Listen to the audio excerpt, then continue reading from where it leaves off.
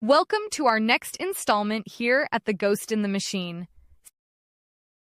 Step inside for the next AI story, where the truth is always a little processed. Wasn't a game to him. While she laughed at the prank, he was busy loosening the bolts. I'm dying to hear your take on this one, so don't be a stranger in the comments. If you want more, please like, share, and subscribe to support the channel. The neighbors always said Margot and David Miller were couple goals in that nauseating, curated Instagram feed sort of way. You know the type, matching Peloton milestones, a shared calendar for their labradoodles playdates, and a wine cellar that cost more than your first mortgage. But behind the manicured boxwoods of Shady Oaks, the Millers were bored. And in 2026, boredom is a dangerous commodity. The Midnight Manifest. It started on a Tuesday in March, right after the great neural glitch that had everyone on TikTok panic buying analog clocks and paper journals.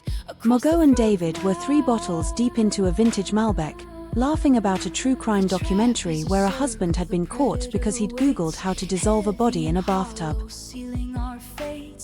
"We're too smart for that," David had chuckled, leaning against the marble kitchen island. "If I ever decided to off you, Margot, I'd just blame it on a faulty self-driving car update. It's the perfect crime for the mid-20s.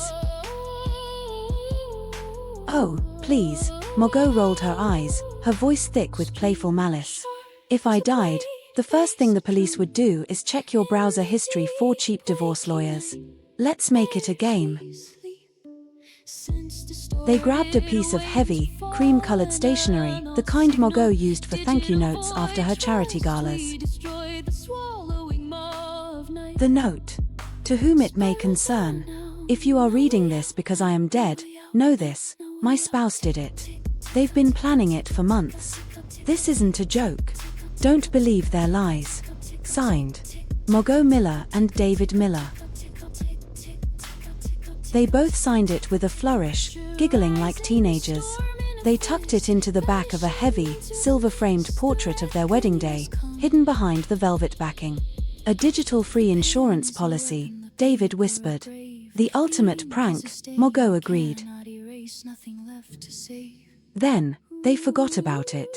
They went back to their lives of high-stakes real estate and arguing over which AI-generated wallpaper looked best in the foyer. The twist of fate.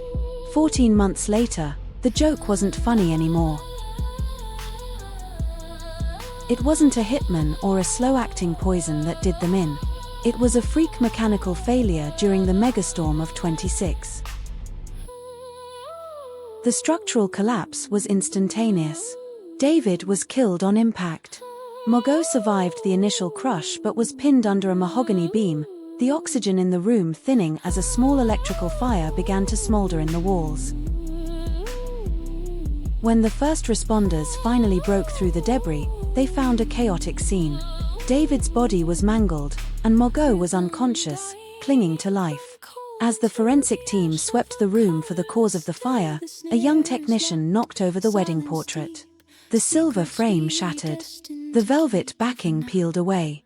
And there, fluttering onto the soot-covered floor like a death warrant, was the cream-colored stationery. The gossip mill grinds. The Shady Oaks community didn't just whisper, they screamed. The local news, now mostly delivered via augmented reality contact lenses, projected the image of the note directly into the eyeballs of every resident in the state. The prosecution's theory was simple and sensational. The Millers had a mutual murder pact. They argued that David had tried to sabotage the roof, an absurd claim, but circumstantial evidence is a hungry beast, and Margot had planned a counterstrike. Margot woke up in a hospital bed 3 days later to find herself handcuffed to the rail. "But it was a joke," she screamed at her lawyer. "We were drunk. It was a game." "A game," the lawyer replied, looking at the high-definition scan of the note. "Margot, you both signed a document stating the other was a murderer. In a world where everyone fakes their digital footprints, analog truth is gold. A jury won't see a joke. They see a confession. The sentence. The The trial was the highest-rated event of the year, beating out the Mars Landing 2.0 coverage. People loved the suburban killers. The gossip was delicious. Was David cheating? Was Margot skimming from the charity fund? The why didn't matter as much as the what, and the what was a handwritten note that couldn't be hacked, deleted, or blamed on an algorithm. Margot was convicted of conspiracy and second-degree murder. The jury believed she had orchestrated their accident and that David's signature on the note was his desperate attempt to out her from the grave. She was sentenced to 25 years. The final turn. Margot didn't last too. The stress of the trial, the loss of her husband, and the crushing irony of her situation withered her. She died in the infirmary of a pulmonary embolism, the same medical condition her mother had. As per her will, which was ironically digital and easily accessible, her remaining estate was sold off. A new family moved into the rebuilt house in Shady Oaks. While renovating the basement, they found David's old work-from-home safe. Inside was a second note, one that the police had missed. It was a letter David had written to himself a week after the prank, intending to destroy the first note. It read, "Margot and I are idiots. We need to throw that wedding frame note away. It's a bad omen. I love her more than life itself." But he'd never sent it. He'd never destroyed the first one. He'd just put it off.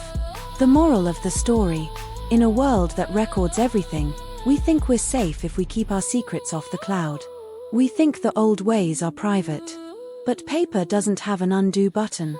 It doesn't have a delete for everyone feature. The moral: never write down a lie you aren't prepared to die for. Because once the ink dries, the truth doesn't belong to you anymore, it belongs to the people who find it. Hope you loved the story. Let's see what comes next. Do please like, share, and subscribe. Give me a reason to do these for you, and let me know of any ideas you have in the comments. See you next time.